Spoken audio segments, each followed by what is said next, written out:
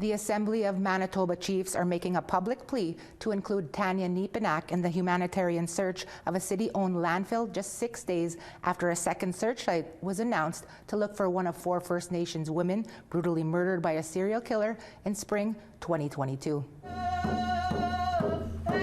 Winnipeg Police, the province, First Nations leaders, and MMIWG families came together on March 26 to say Muskade Bejike Ikwe was identified as Ashley Shingus, and a search of the Brady landfill south of Winnipeg would happen soon to try recover her remains. The update that we're here to provide will undoubtedly trigger strong emotions.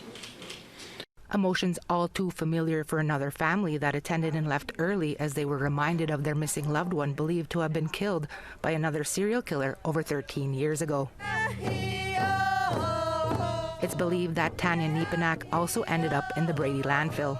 On what would have been Tanya's 45th birthday, her family and advocates took to the streets with renewed calls to search for her. Consider the landfills as a crime scene and stop putting trash on our loved ones.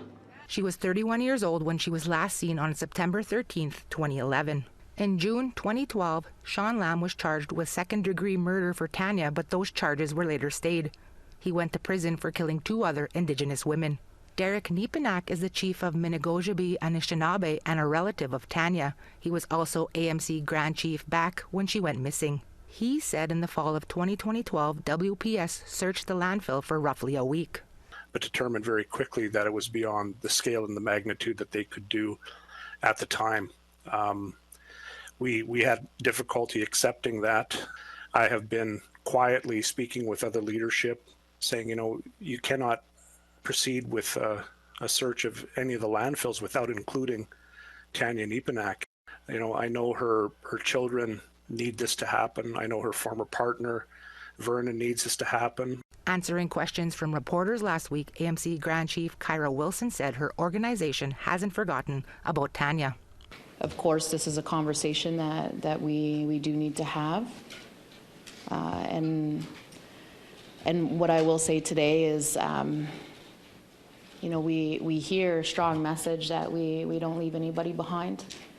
Manitoba's premier was also asked about whether or not the search at Brady landfill would include Tanya. He didn't flat out say no. Instead, he asked that the public continue to support the Shingus family as they process the news. There's no expected timeline yet as to when the search at Brady will happen or what it will look like. T.R. Wheatley, APTN National News, Winnipeg.